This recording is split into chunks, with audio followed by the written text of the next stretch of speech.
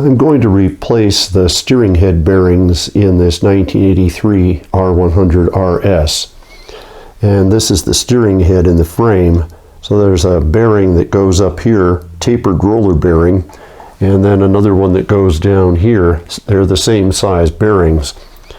I'm going to have the frame powder coated, so I'm going to remove the outer bearing race.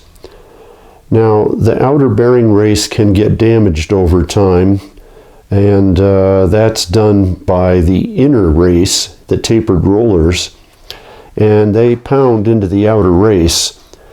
And what will happen is that eventually they will harden lines in the outer race, and you can see some vertical dark lines along the inside of this outer race. Those are called brinelling, and what's happening is that roller keeps smashing into the outer race and eventually hardens it, and also causes a detent or a depression. What that feels like is the handlebars will be notchy when you turn them. Now that can also be caused by old steering head bearing grease that's gotten really hard. But if you service those bearings and replace the grease and you still have notchiness, well, then you've got damaged bearing races. Anyway, I'm going to pull these out because I need to powder coat the frame, and then I'll be putting in a new set.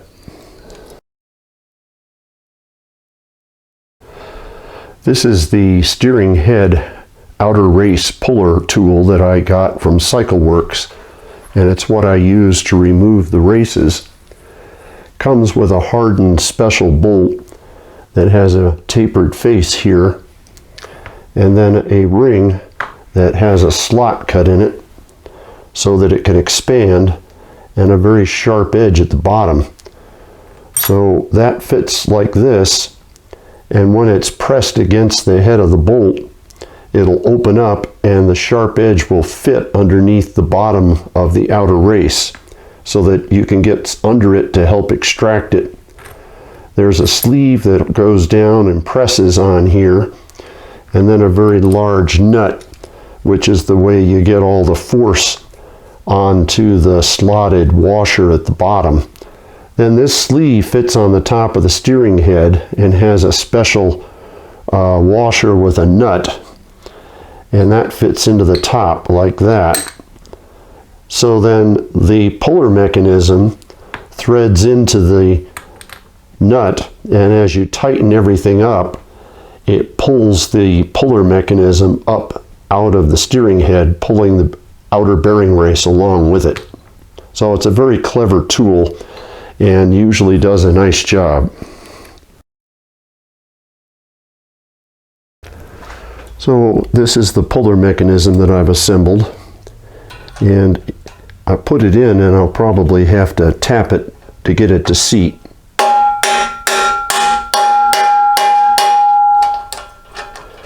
And you see right here it's under that bearing now. Now I need to tighten the nut down, take the slack out, and then use a couple of crescent wrenches to expand that split ring. And I want that to be pretty tight. So lean into it a little bit.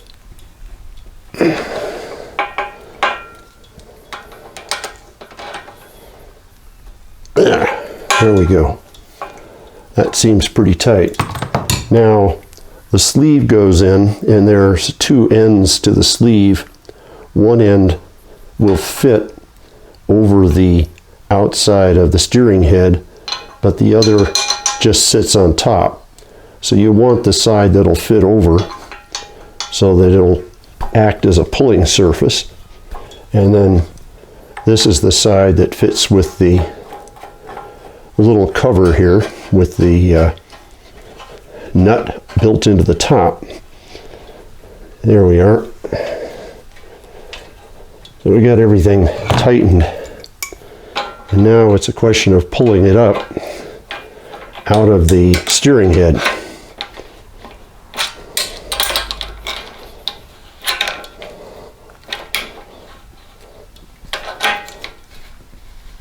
There it goes. I think that moved.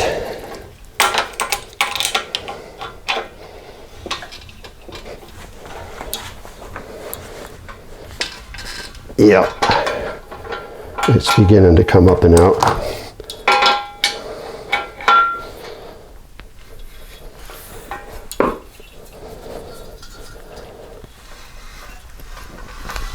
Yeah, I can hear it.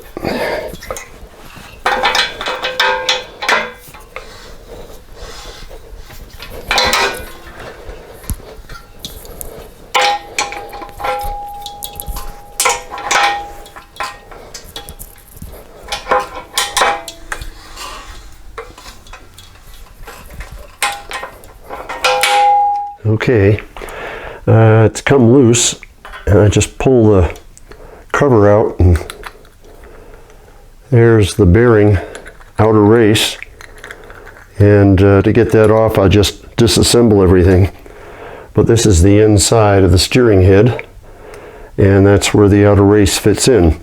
So all I have to do is do this one more time on the bottom, and I'll have both of the races out of the steering head. So now that I have it taken apart, this is the outer race. So I'm going to remove the inner steering head bearing race that fits on the bottom of the steering stem. And there's a dust cover at the bottom, and I'm going to pull them up off of the steering stem. To do that, I use a CycleWorks tool designed to do the job. This particular part will slide down through the base underneath the bearing, and then the puller part sits on the top, and as I tighten the nut, it'll pull the whole bearing race up the stem. So that's the easy way to get the bearing off. So I'm going to start by getting the puller base underneath the dust cap. So it's between the dust cap and the base of the triple clamp. And I usually find that I need to kind of give it some persuasion. There we go. So it's slid all the way even with the back of the bearing.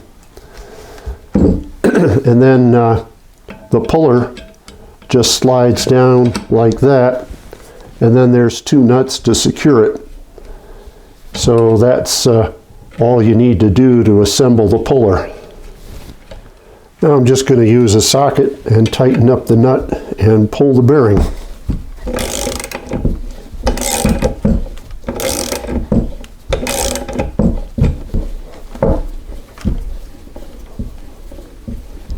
Now what will happen is it'll come loose because there's a taper on the steering stem. So I've got it off the bottom where it was captive on the stem. And then what I'm going to do is pull it on up, and there'll be another tight spot that I'll need to use the puller to pull it up and over.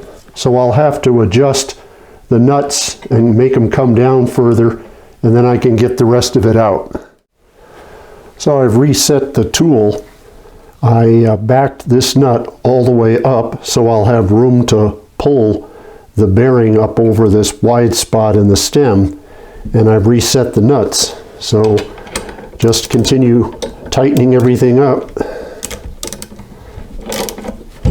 and it should pull the bearing up off that wide spot on the end of the steering stem.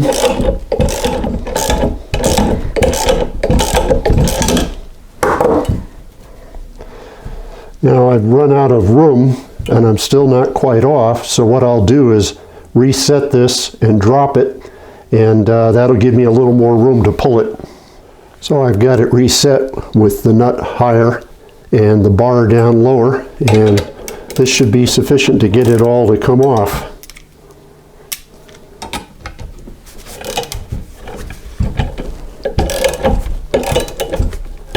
Yeah, it's getting loose now. There we go. So the bearing just slides right up and off, and I can get the bearing out of the tool. Now, the reason there's a wide spot up here is that there's an upper steering stem bearing, so this is to capture the lower race, just like at the bottom. So that's why you end up with it being hard and then real easy, and then you have to pull it through the second wide spot.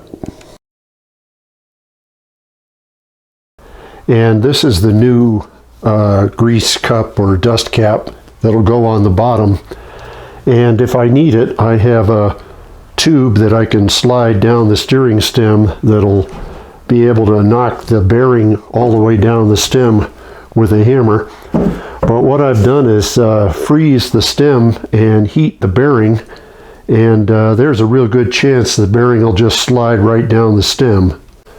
So I have the frozen steering stem, and I've slidden the little dust cap down, and then the bearing should hopefully just slide right down, just like that.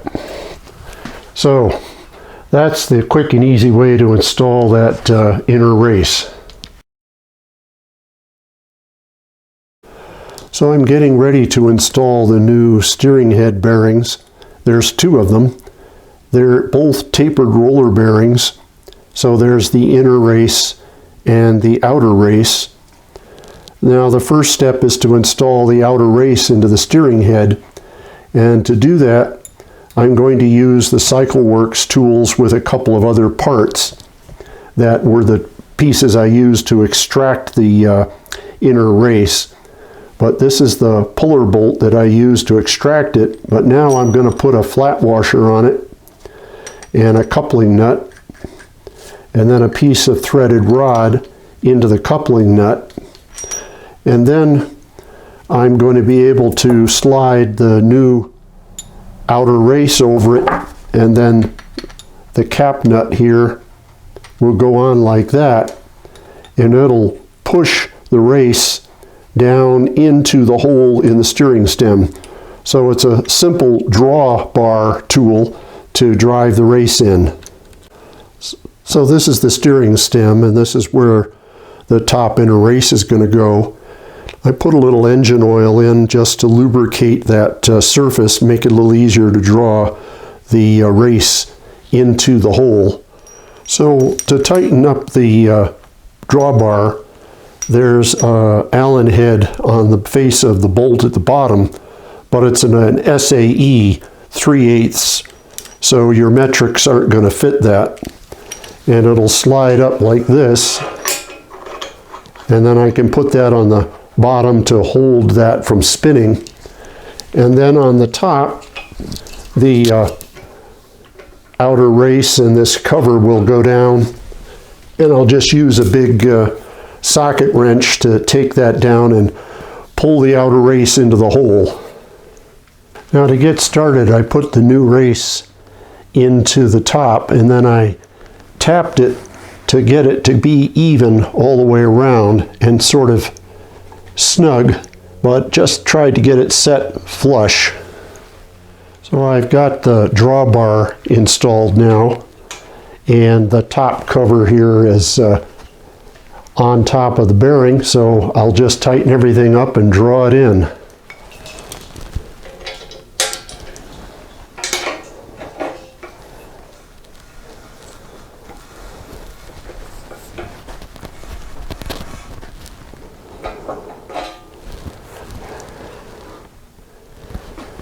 Now it's going sideways.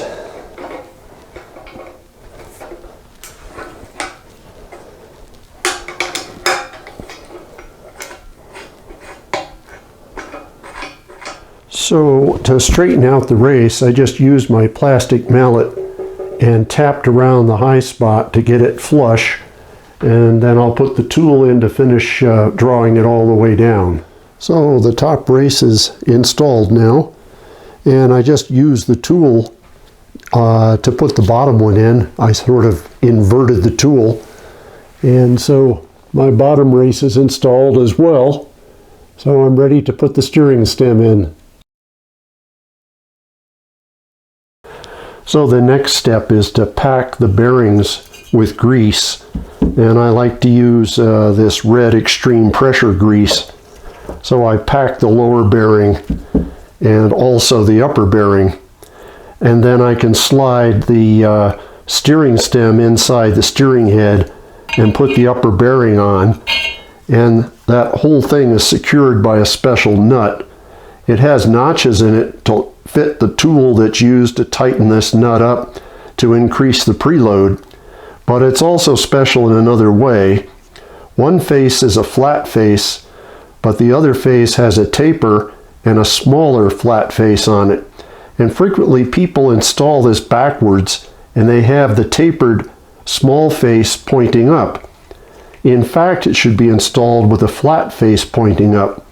And the reason for that is that this is the inner race in the top bearing, and the small tapered face fits right on top of the inner race. So as you tighten it, it increases the preload on the bearing correctly. So that's why you always install this with the flat face pointing up. I'm also putting grease on the outer race face on the top and the bottom, as I want to make sure I have a fair amount of grease in the rollers and on that face so that they are really well lubricated. So I've packed the lower bearing and I've rotated it a number of times and repacked it. So I've got grease very, very thickly laid inside, and I'm not too worried about getting it all over the lower clamp. I'll clean that up later. But it slides up now like that. And then I did the same thing to the upper bearing. It's really coated, and I'm just going to slide that down over the top like that. There we go. And then I just grab my nut and make sure the tapered face is down, and screw that down here, and then I'll use it to push the upper bearing down and into the lower race. So I'll get the tool and just keep tightening it, and then that'll compress the two inner races onto the outer races. So this is the toolkit's hook spanner for tightening up that nut on the steering head, and I'll just use it to tighten up the nut and compress the bearings into the races. I'll set everything to the proper torque settings when I get the handlebars ready to install, but right now I just want to get everything kind of where it needs to be and rotate the bearings and get the grease nicely distributed.